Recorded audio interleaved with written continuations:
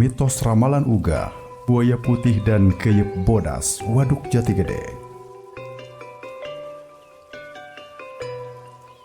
Banyak mitos yang beredar di masyarakat secara turun-temurun di kawasan genangan Waduk Jati Gede. Di antaranya, mitos pertarungan antara keyep bodas melawan buaya putih di Waduk Jati Gede.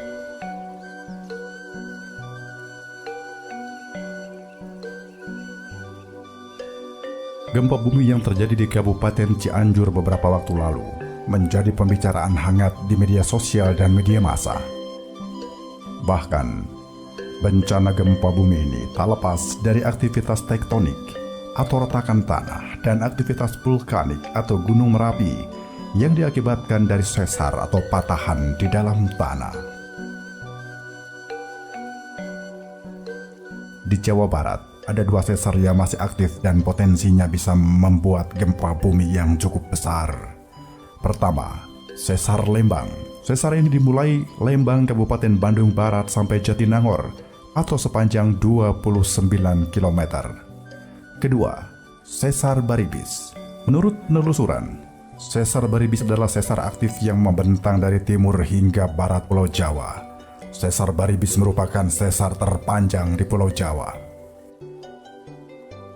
Legenda keyep bodas ternyata berkaitan dengan gempa bumi di wilayah Sumedang.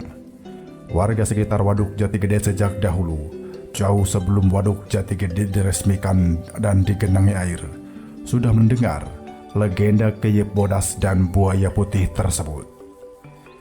Mitos ramalan Uga, buaya putih dan keyep bodas Waduk Jati Gede terdiri dari beberapa sumber dan versi mengisahkan mitos pertarungan antara keyep bodas melawan buaya putih.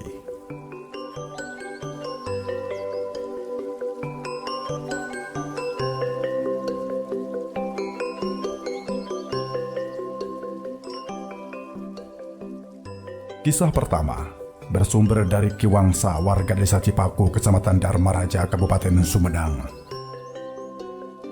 Entah sejak kapan Sungai Cimanuk dihuni oleh keyep bodas dan buaya putih, makhluk-makhluk raksasa penjelmaan jin.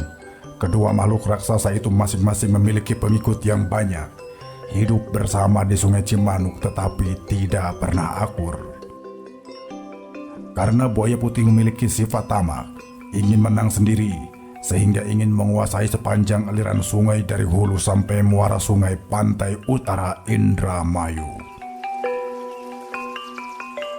Dengan kecongkakannya, buaya putih memproklamirkan diri sebagai penguasa sungai, kemudian berseru kepada seluruh pengikutnya agar membuat danau raksasa dengan membendung Sungai Cimanuk. Di danau itu, buaya putih akan menghabiskan hari-hari berbulan madu bersama putri dari ratu penguasa pantai utara.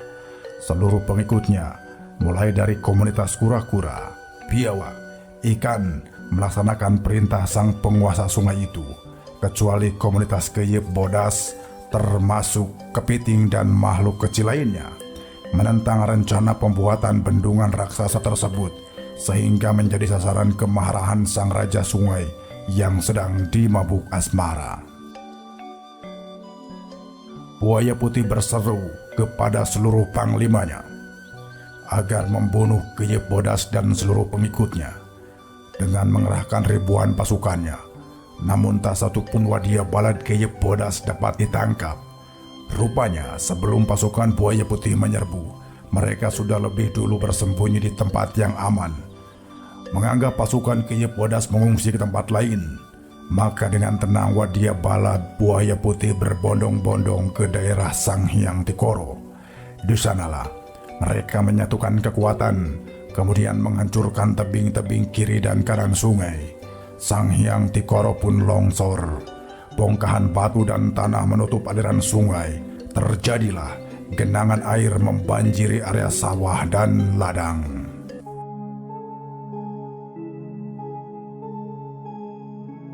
Melihat kejadian tersebut, wadia balad keyep bodas gerah. Keyep bodas pun menyerukan kepada seluruh prajuritnya agar menjebolkan penyangga air, karena akan mengancam keselamatan manusia. Seketika air pun surut, membuat buaya putih pun marah. Ia tahu gelagat buruk itu perbuatan Kyep Bodas, maka dengan geram ia menyerukan kepada seluruh pengikutnya agar menyerbu pasukan Kyep Bodas. Seruan itu ditentang oleh panglima perangnya, karena membasmi Kyep Bodas bukan pekerjaan mudah. Menaklukkan mereka harus dengan cara reka berdaya dan akal sempurna. Akhirnya Buaya Putih menyerukan damai, tetapi seruan itu tidak ditanggapi oleh Kyep Bodas, membuat Buaya Putih pun marah besar. Akhirnya terjadilah pertarungan. Kyep Bodas pun berhasil dirobohkan. Sejak saat itu, Buaya Putih bersumpah selama bernyawa tetap akan membendung Walungan Cimanuk.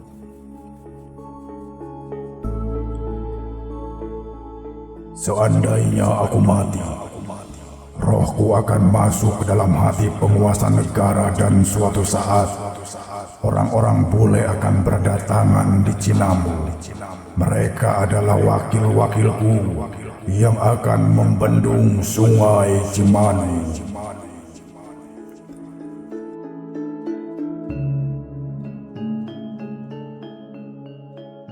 Kyep Bodas menimpalinya. Silahkan, asal bisa.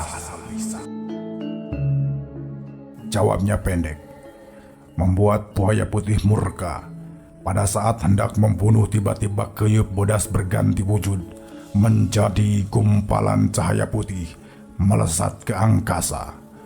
Buaya Putih pun terkejut, kemudian menggerakkan badannya seketika berubah wujud menjadi gumpalan cahaya merah melesat ke angkasa mengejar cahaya putih.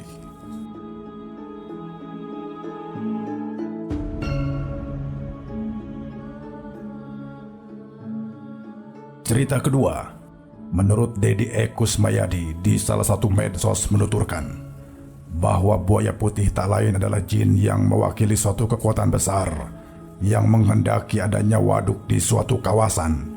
Sementara Kyep Bodas sebagai penjelmaan jin yang merupakan kekuatan lain berupaya mencegah terjadinya pembangunan waduk. Dua kekuatan besar itu satu sama lain tidak ada yang mengalah. Sosok Buaya Putih dan pengikutnya akan menguasai telaga apabila mereka benar-benar berhasil menjadikan kawasan tersebut menjadi sebuah telaga yang besar dan indah. Namun Kyep Bodas tidak tinggal diam. Muncul gerakan-gerakan yang menghendaki rencana tersebut gagal, sebagaimana yang dilakukan oleh Kyep Bodas. Mereka yang tidak setuju merasa tidak rela apabila akar sejarah, tebaran situs-situs para leluhur Sumedang yang dikeramatkan tercerabut dari akar budaya karena tergenang air. Di pihak lain, dalam Babon Dharma Raja, selain mitos tentang Kyep Bodas dan Buaya Putih, mitos yang berkaitan dengan pembangunan Waduk Jati Gede adalah uga atau ungkapan atau semacam ramalan yang menjadi pembicaraan yang menggambarkan efek dahsyat jika Waduk Jati Gede itu jebol.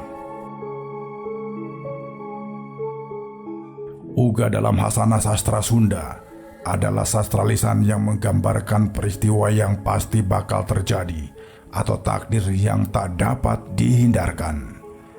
Uga Waduk Jati Gede jebol itu bukan hanya teramalkan dalam uga Kyep Bodas Resi Aji Putih.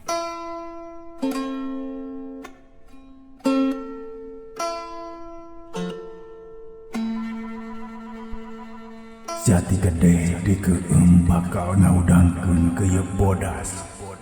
Cipelang Cikamayangan, Bandung heureun ku Tangtung, Sumedang Narangrangan, Kadipaten Kapapaten, Tomo Totolomoan, Cirebon Kabung Bodasan, Ujung Jaya, Ujung Kajayaan, Warung Peti, Tempat Mayit, jeung Sajaban.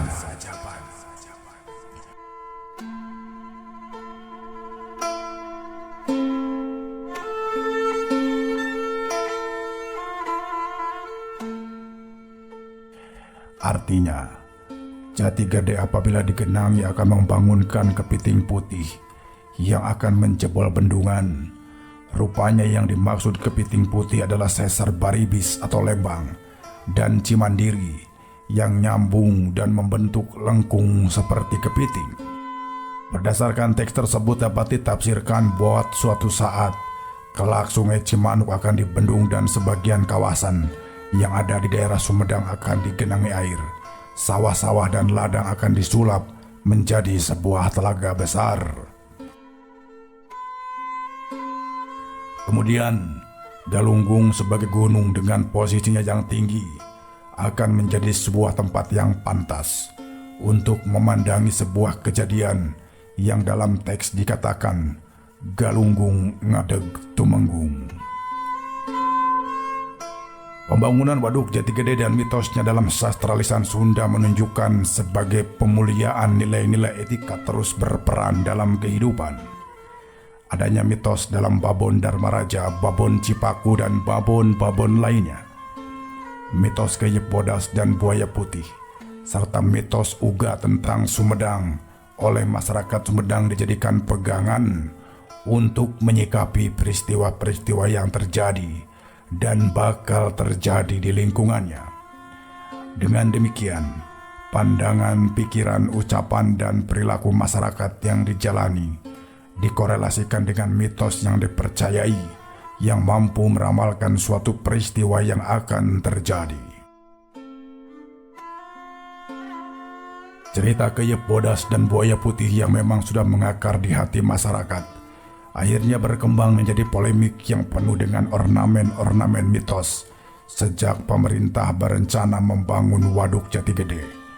Uga dan mitos pertarungan Keyep Bodas melawan Buaya Putih diyakini dan telah menjadi benang merah keyakinan masyarakat Kabuyutan Cipaku bahwa peristiwa tersebut benar-benar akan terjadi. Mitos sebenarnya dimanapun, bukan hanya di masyarakat Sumedang, tidak pernah mati, selalu terpelihara. Soal kemudian mitos mengalami dekonstruksi karena tidak sejalan dengan perkembangan zaman, itu masalah lain. Namun bangsa yang besar adalah bangsa yang mampu menghargai mitos sebagai salah satu sumber peradaban.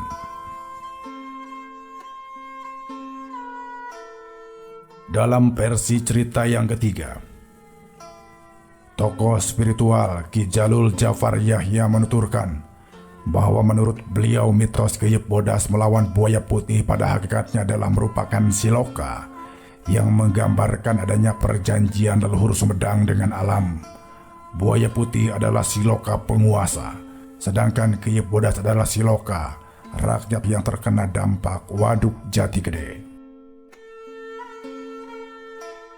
Dengan menyimak tiga cerita yang telah diutarakan tadi, masih berkaitan dengan kisah pertarungan Keyep Bodas melawan Buaya Putih, salah satu uga juga mengatakan, "Parahu ngambang di darat."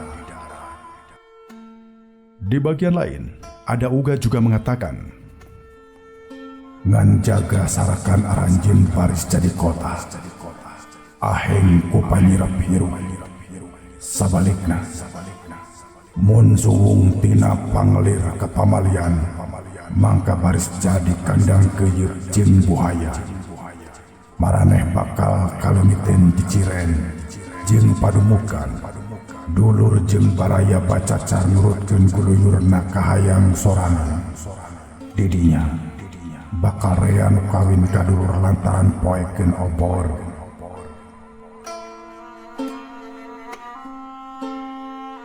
Artinya, hanya suatu saat tempat kalian akan menjadi kota, mewah oleh keindahan dunia.